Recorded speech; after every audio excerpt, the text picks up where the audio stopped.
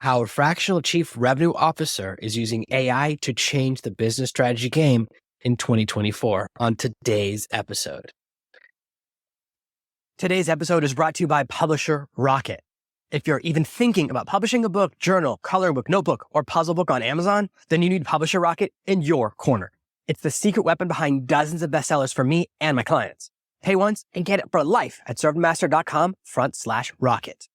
Are you tired of dealing with your boss? Do you feel underpaid and underappreciated? If you want to make it online, fire your boss, and start living your retirement dreams now, then you've come to the right place. Welcome to the Artificial Intelligence Podcast Show, where you will learn how to use artificial intelligence to open new revenue streams and make money while you sleep. Presented live from a tropical island in the South Pacific by best-selling author Jonathan Green. Now, here's your host.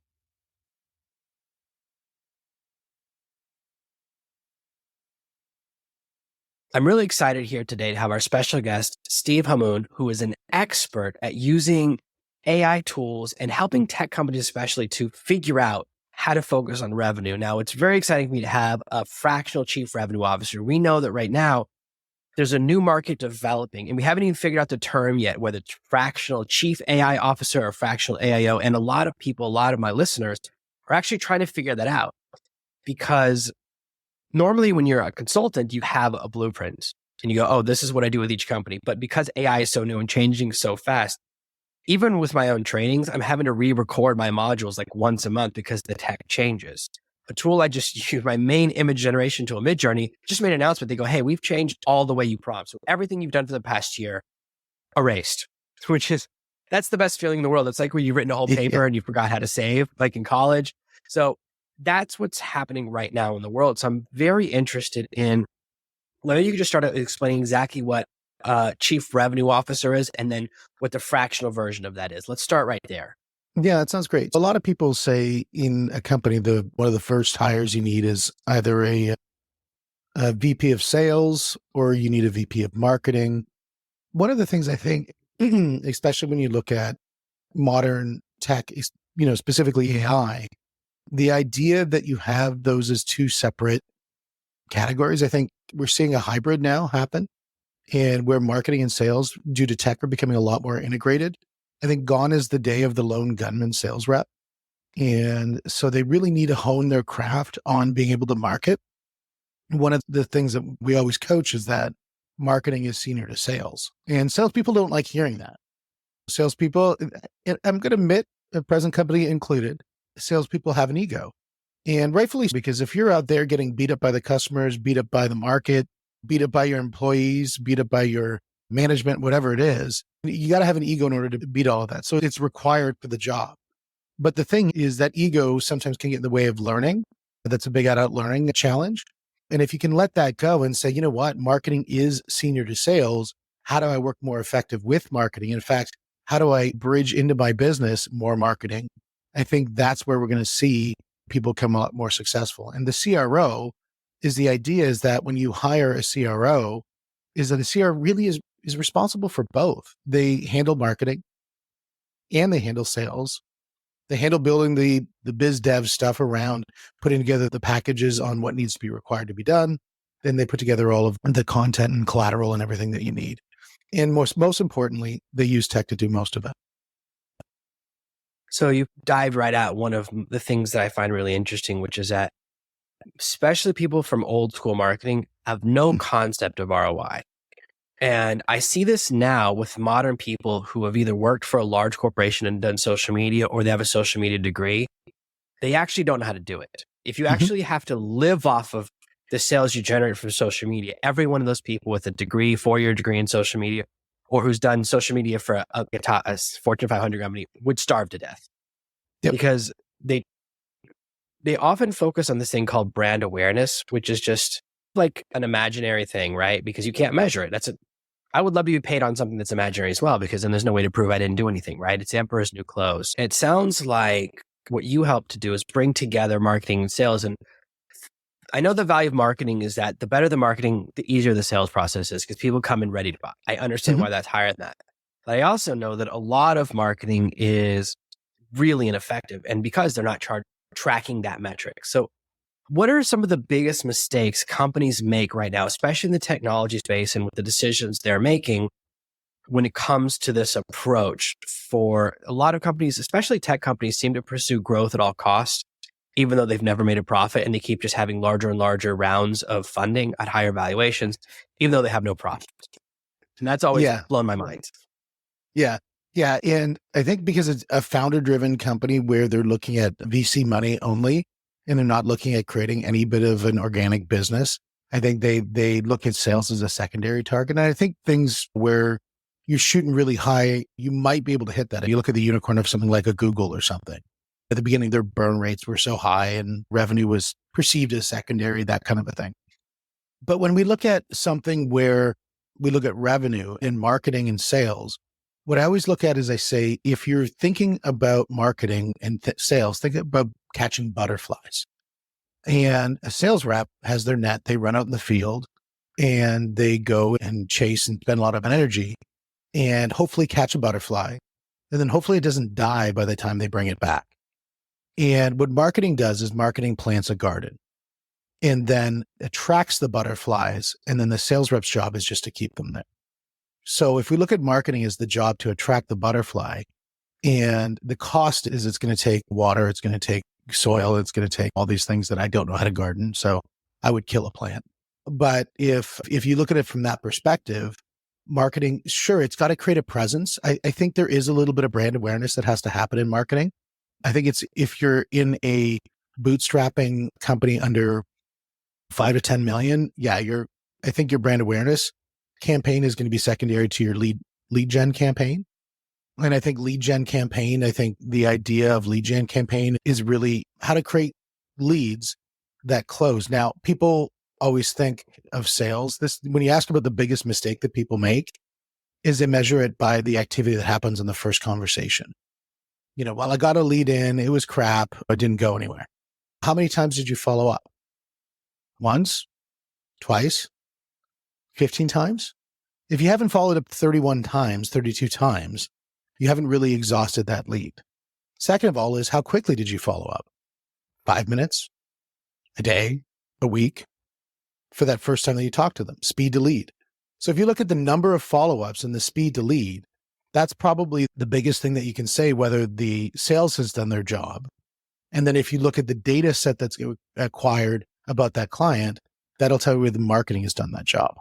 It's very interesting because what we're seeing right now is a lot of people are shifting from quality to quantity marketing. And what I mean is that they go, oh, with AI, I can send out 10 times more emails. I can do 10 times more social media posts. And as someone who teaches AI and it's my biggest passion, I can always tell. I've noticed that, especially on my social media feeds, that the quality of the content has really dropped in the last year. It feels like everyone is writing the same post. They all have the same cadence because ChatGPT has a detectable cadence. It uses certain phrases over and over again. And they're all using, I guess the best way to say it is lazy image generation. Oh, I can use AI to make an image that reminds me of clip art from the 1990s. I feel like they brought back Clippy from Microsoft Word.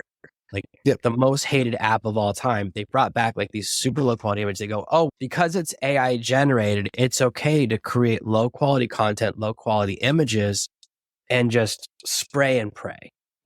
And this is the same thing I was talking about earlier, which is where people, when they're not looking at the right metric, they just think quantity is the answer. And so first a company will bring in a social media expert or someone with a degree in social media. They go, oh, they got 4-year degree in social media. They learned from a teacher who's never had to use social media to survive.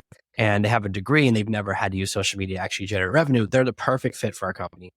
You bring them in and you have no metric for success, right? You go, oh, how many posts did you do this week? 20, great. They don't track even like audience growth, interaction. They don't track any metric.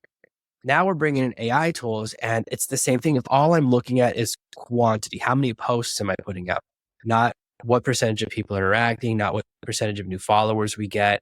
And that's really the part of the market that I worry about right now, because I feel like that's why then the 90% of people not using AI go, oh, all AI is, and their experience is the worst form of it. It's the same reason people hate chatbots. I've never had a positive interaction with a chatbot. When you message customer service and you get that phone tree and you have to try hitting buttons, all you do is get madder, right? Same thing when you hit the chat bot, you go, hey, something's broken or I want a refund. They go, oh, I'm just a bot. I can't actually solve your problem. You have to answer 50 questions before I'll forward your message to someone who can. All it does is frustrate you. So what's the right approach for integrating like AI tools into the business? I really believe that before the tools, it starts with the mindset, right? With the right strategy of what do I want to accomplish before I pick the tool, right? Because a lot of people go, oh, I found this tool, then I'll do whatever the tool says. And that's backwards, in my opinion. What do you think? Yeah, I think you hit the nail on the head. I think when you're teaching AI, it's the same thing as when you're teaching an employee. I think if you treat AI like an employee, I think you're going to get better results. And when you look at a person and you're coaching them in your business, or you're coaching a child in school or whatever, the first thing I think it always goes down to is three things: attitude, approach, and activity. And start with attitude. Make sure the attitude is correct. Make sure that the goals are being, and the objectives are being set forth as to why you're doing the thing that you're doing. For people, when we're setting goals, we have to link those goals to really big goals. Or else when things get difficult, they're not going to do what they need to do. AI will just do it. AI doesn't need the motivation. He already has discipline. And when I'm coaching, discipline always beats motivation, because discipline shows up when motivation doesn't. And that's when we look at AI, exactly how AI operates. Then the second thing is looking at the approach and saying, is it the right approach in the way that we're doing things? If we're trying to game the system and make AI sound like a person, it better damn well be a good job if sounding like a person. The first thing people don't like is disingenuous conversations, and where people think they're making that person think it's a person and it's not. I think that's where we have a challenge. And then the last thing is the activity. I think volume of activity isn't something that we need to be worried about. Look, if you had a sales team and that sales team went from making 25 calls a day to 250 calls a day, from 25 emails to 250 emails, and those two first things were in check, I think you'd be quite satisfied with the results. So you brought up the thing that I think is the most important is like, I think about how would you feel right now if you realized I was a bot? You would be either your two choices are embarrassment or rage. Those are the only responses, right? Because you think you're I'd talking say to a person. impressed. It's okay, thank you. But I remember when bots first started appearing way back in the AOL days in the late 90s, right? Someone messages you and they're like, hey, it's a beautiful woman and I saw your profile. And back then you would believe that was possible. Now we know that's impossible. And you're having a conversation, 5 or 7 questions, and you'd realize it's a bot because it just would say, oh, here's the link to talk to me more. And you go, oh, okay, now I know it's a bot. But it doesn't feel good it feels like you've been tricked. And I think that's the really important thing. The only thing worse than someone seeing your content and realizing it's a bot is not realizing it until later. Because what I've discovered in my experience of marketing is that the one thing that can kill a relationship is confusion. So if I do something and the person's two choices are to hate me or to feel dumb, they will always choose to hate me. It's a natural ego protection. It's basic psychology. And I really think that's exactly what you're diving into, which is so important, which is that, if people won't be impressed that you used AI content, because eventually they'll notice, right? Because eventually we get used to it. We start to recognize the signs, even if you can't tell now. It's like when they catch someone at the Olympics 20 years ago because they have better testing now. It's the same thing. Eventually people are more mad that you got away with it, right? I think that this mindset of what you're talking about, which is how can I maintain quality first, is so important. So I use AI as a major part of my day, but if it doesn't sound like me, it's not useful. If it doesn't sound like I wrote it to the point where I think I wrote it, it has to convince me. And I think there's this thing that happens when we're the creator versus the consumer, right? So when someone's creating a product, they always say to me, it has to be really long. And they think, oh, my book needs to be 800 pages. And I go, no one wants that. When I'm a customer, right, and I buy a course and they go, hey, it's 175 hours. I go, wait a minute. That's a month of my life where all I'm doing is watching videos and not even doing lessons. I don't have that kind of time. Brevity is, as we get older, especially, we start to realize how valuable brevity is. And this was a lesson one of my mentors once said, and he goes, listen, I'll pay 10 times as much money for a 1-page PDF that can help me make more money than an 80-page book that I have to read to find the nuggets. And that's always stuck with me. And I feel the same way now. I would so much rather you just give me the magical star than make me dig through it with a real, and because we as creators, we think the value is here. But as the consumer, the value is here. So the way to test, in my opinion, is to go, how would I feel if I received this content. Like when I create my social media images, I spend longer on them than the actual text of the post, because then it's so important to me that it looks cool and obsessed. Right before this call, I spent a lot of time resetting the lights. No one cares except for me.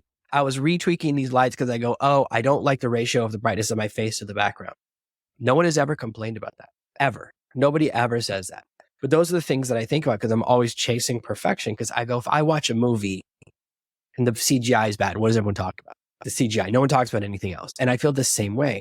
But some reason when we're creating, we have this different mind of, oh, it's good enough. How do you get teams to break through that? I know you mentioned discipline, which is so important, that, oh, it's good enough to go, no, this is something I'm proud of. Because it's very hard to convince someone that they should be proud of a social media post. Yeah, I think I'm going to take a little pivot on that. And then I want to shock you with something. So the first thing is I'm going to pivot on that and say sometimes good enough is good enough, because I think speed in running a business, I think speed trumps quality every day. And if you look at something like Mr. Beast, and when Mr. Beast first got his business running, and he was on Joe Rogan talking about this, is his speed to get things out is he would just get things out and then he would have data that he could then create quality. I think too many times people try to create quality before they have data. And so to me, it's first speed. If you're just starting something, I teach Brazilian Jiu-Jitsu as well. And if somebody's doing a shrimping move or somebody's trying an arm bar, I just want them doing it so I can look at the mechanics. And because the thing is, when we look at anything that we do, principles are senior to mechanics. And I think too many times people get lost in the mechanics, not the principles of it. So that's when I think speed is senior to quality.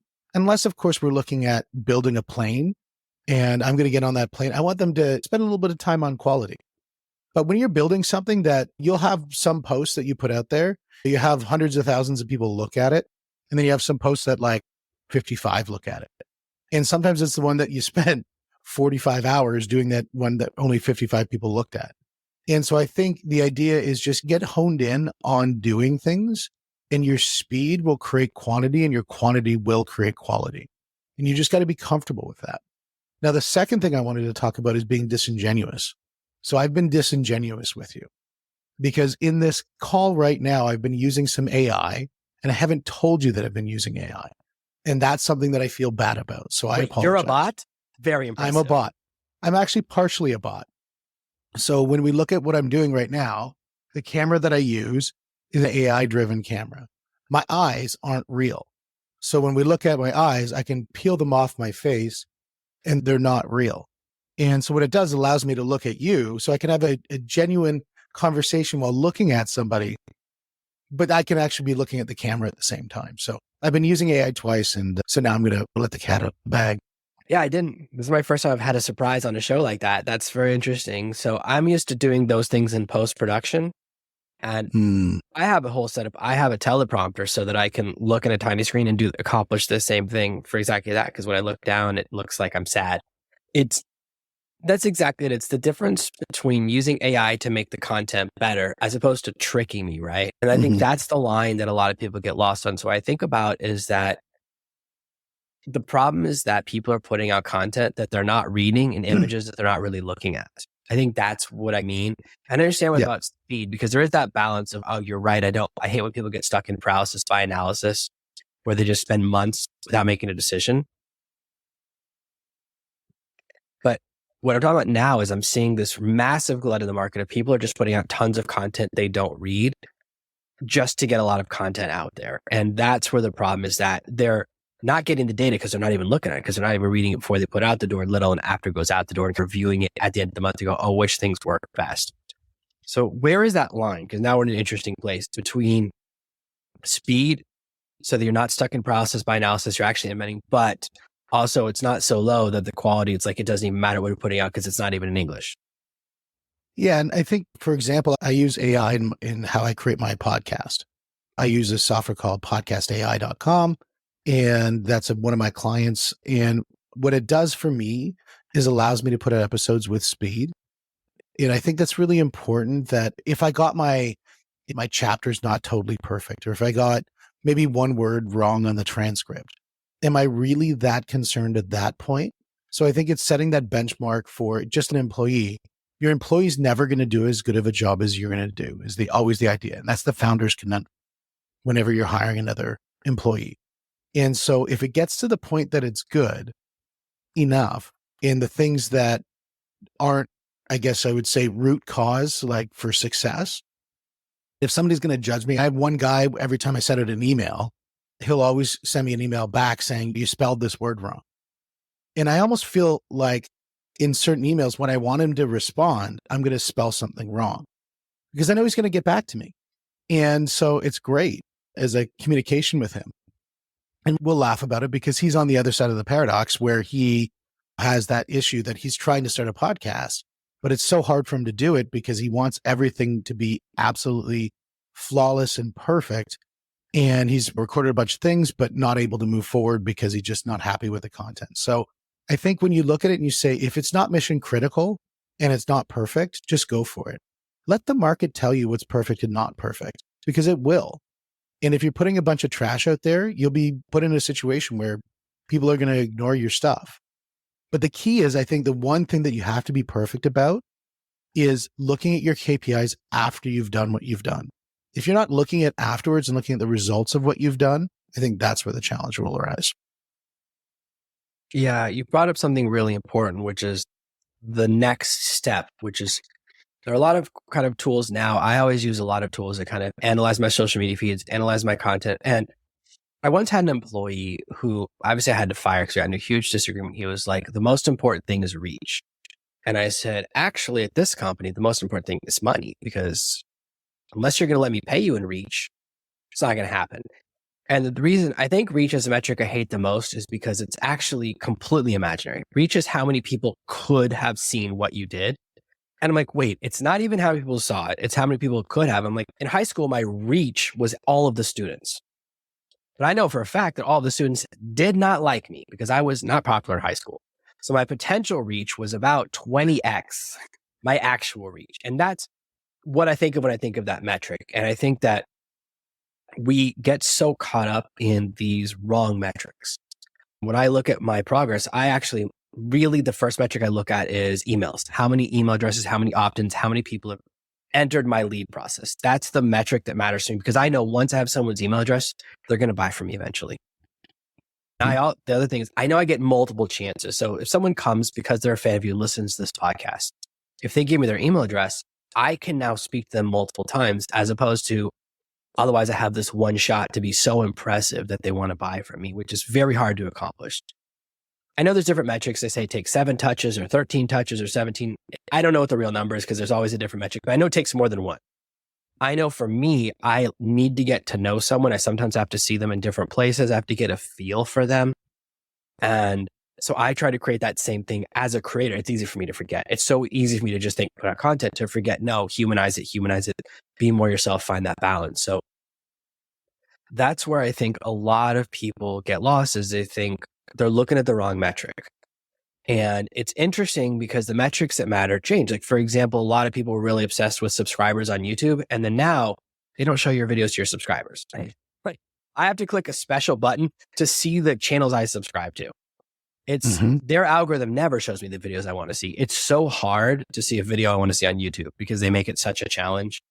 And I sometimes go, wait, where's that creator I used to watch? Where did their videos go? And they just aren't showing them to me. And I don't know why. Oh, you have to subscribe and hit the bell. Well, then what does subscribe mean? And so that metric of subscriber, right?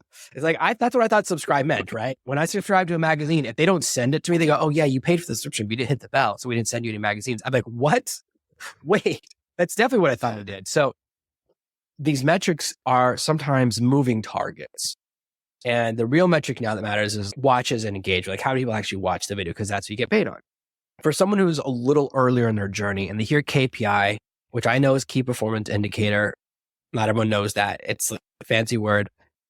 Where should they start when they're thinking about, first of all, how often should you check your metrics as a beginner, an earlier stage in a business? And what are the right metrics to check? Because I always check, for me, I'll just tell you, it's like I either look at growth. So first I look at money. If there's enough money coming in, I don't care about the performance of the person. If I have customers coming in from Facebook, I don't care what you're doing. If I don't see that, then I look at emails coming in from Facebook, right? If you're my Facebook person. Then if that's not there, then I look at growth and engagement on Facebook. Then if it's not that, I look at quantity of posts. And if you're not posting a ton, then you're fired. So you need to have one of those four things. My favorite thing, of course, is money. And then each one down is a little less important. Those are the four metrics I track. And this is why I've been through so many social media people, is because they go, why are you tracking money? And I was like, I feel like that's what you want me to pay you with. That's why I'm using it. Yeah, absolutely. And when you look at the idea that you're not going to track revenue, I think that's, you have to have a really long runway. And so if somebody has hundreds of millions of dollars of funding, getting that $5 sale every day isn't going to really matter at this point, because they're trying to build something where they can get 5 million of those $5 sales. And that takes a lot of inertia to get there. And I think the size of a business will dictate what the KPIs are. And the one thing that I always use is plural. It's not the KPI, it's the KPIs. Because I think when you have that person saying it's about reach, and then you have that other person to say it's about sales, and I say it's about both. And so when we look at sales, and it's funny because I always look at sales as this way, is there's two things in sales. There's sales and then there's closing.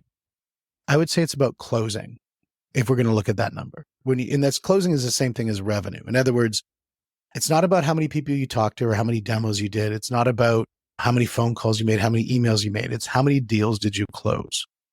And then it's about the frequency of measurement. Is that per day? Is that per week? Is that per month? And obviously your sales cycle length is going to dictate how many closes should be having on that sort of cycle. My thing is, I think what you need to be doing is when you're looking at those KPIs need to be reviewed on a daily, if not twice a day situation with anybody. If it's in sales, if it's in marketing, if it's in any aspect of the business operations, if you're looking at it with a frequency of a daily basis, if not twice a day, you're going to have a better chance of having success. Because look, I had a Tesla. I crashed it about a month ago, and it got written off. Safest car ever, by the way. But the one thing is, when it's doing its self-driving, would you be comfortable if it was checking its metrics on about the road, the KPIs on the road, like every 20 minutes, every half an hour? Obviously, that's not going to work. You want to check on the fractional of a second. The thing is, when you're looking at your business, I think those metrics need to be checked on a more frequent basis than when people do their quarterly reviews or monthly reviews and that sort of thing. Yeah, I think that's really interesting, because a lot of people do think really long term. They go, oh, I need to do a 6-month campaign. And I'm even learning this in different parts of my business. I started doing a massive push on LinkedIn, and the person I'm working with was like, you should make a sale in the first couple of weeks. I was like, oh, I thought it would take 3 months to ramp up, which most people would say is really fast, right? And she's like, no, if someone comes into your cycle from there, they're ready to buy because they know what you're doing. They're more sophisticated buyers. I said, oh, now I know. She was right. Very on the money. And that is the thing that we think we need a huge amount of data analyzed. And I think part of it is that anytime you see a training or a video teaching you how to analyze your numbers, the person has a huge amount of data, and you go, oh, they have 180 days they're showing, so I need 180 days. So we get that expectation that, oh, I need huge amounts of data that I need to look at. Otherwise, it's not enough data to be sure. So it's very interesting. You're saying once a day or twice a day. Now, when I was in sales full-time in phone sales, yeah, we were checking our metrics average call. I was constantly looking at, what do I need to sell more of today to hit each of my different metrics? I had 30 to 50 metrics a day I was tracking. Am I selling enough printers? Am I selling enough monitors? Am I selling enough cables? Am I selling enough for different categories? Where's our contest this month where I can get a little bonus? And all of these metrics are constantly in front of you, which of course creates a huge amount of pressure, which is why people don't last that long in that type of job, because it's maybe too much. But it keeps you on track. The challenge when you're an entrepreneur working for yourself is that there are so many moving parts that you end up working, as they say, in your business instead of on your business. So just to wind it down, because this has been very useful, where would you say someone can use AI tools or use even automation tools to help them to track their KPIs or to analyze their business, to get that quick snapshot? What is your process for that part? Yeah, so a great way to do it is find technology that is smart and intelligent and adapt it into your business, or build technology that's smart and adapted to your business. For example, there's a company called Data Parrot. Data Parrot sits on the top of HubSpot. What it's going to do is it's going to look into all of your sales activity. It's going to tell you everything about what's going on with the opportunities. It's going to say, is this the right avatar for your client? And it's going to pop you an email every day. So it's the best data analyst that could ever happen living in your business. And it's just functional AI. Something like that, I think, is very interesting as a use case for AI as a larger organization. For the smaller person who's just getting into AI, I think the idea of just using something very simple like ChatGPT and prompting ChatGPT to behave in the way that makes sense for you, I think that is a really good way to use AI. Like, I built code. I'm not a programmer. I've written Python code to do certain things that I've never thought I could do. And it all worked. And I used ChatGPT to do that. And so I was using programming CSS code yesterday. I don't even know what CSS stands for. And so just figuring those things out, but ChatGPT has given me that tool. So I think if you're using ChatGPT to process information from the standpoint of either learning, I think that's really is important, or in creation, I think that's where it can be used. We use it for chatbots. One of the things that on podcastai.com we use it for is we use it for the ability to be able to have a conversation with the host. And it does creates the voice and that sort of thing. And obviously says I'm AI because it's in the title. So you want to play with it. And so people feel comfortable with it. And it's just so much fun because you get to have a conversation with the host. It's very descriptive about what the show is about. And it's great. So I think if you're using it for connections and stuff like that, I think it's great. I think if it's using for content, I think it's great. And I think most importantly, if you're using it for learning, I think it really adds a lot of value because it's got a lot of patience. I think that's really important to people to realize that you can push beyond what it can do. Like, you can actually build software without knowing what it is. I built something in Python. I go, what's Python? And it can absolutely go into that place. And we could definitely go down that rabbit hole. I'm resisting that temptation because we do need to bring this in for a landing, keep it a tight episode. So this is very interesting. You talk a couple of times about your main platform, Podcast AI. Is that the best place for people to find you and see what you're working on these days? Yeah, I think podcast AI is probably one of the big things to really get into working together. And so if they go to either podcastai.com or podcastlaunch.ai, those are the two ways to reach out to me. And Podcast Launch goes directly to me. And then we can have a conversation of what it looks like to make your podcast, take the tech from being 100% of your problem to 5% of your problem. I love that because the thing I definitely found out running a podcast, I'm just about to hit 300 episodes, is that this is the easy part. Everything before and everything after is the hard part. That's where all the hard work comes, processing it, making sure the lighting is good, creating social media clips, following up with the guests so they know when their episode is actually coming out, publishing the episode on time, publishing the show notes, publishing the description, publishing the transcript, all the pieces, creating chapters so people can jump around.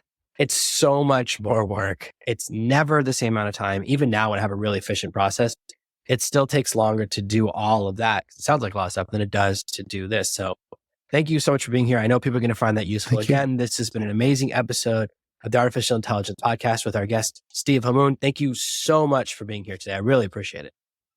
Thank you very much for having me. It's been a great chatting with you as well. Thanks for listening to today's episode. Creating a masterpiece with Midjourney is hard. Not only do you need to know the secret prompting language, you need to know the language of artists. I needed a way to create masterpieces without getting an art history degree. And that's why I built the Midjourney Visual Dictionary, a collection of every single prompt with an example image to show you exactly what will happen, saving you time and thousands of dollars. Get free access at artificialintelligencepod.com/dictionary. Thank you for listening to this week's episode of the Artificial Intelligence Podcast. Make sure to subscribe so you never miss another episode. We'll be back next Monday with more tips and tactics on how to leverage AI to escape that rat race.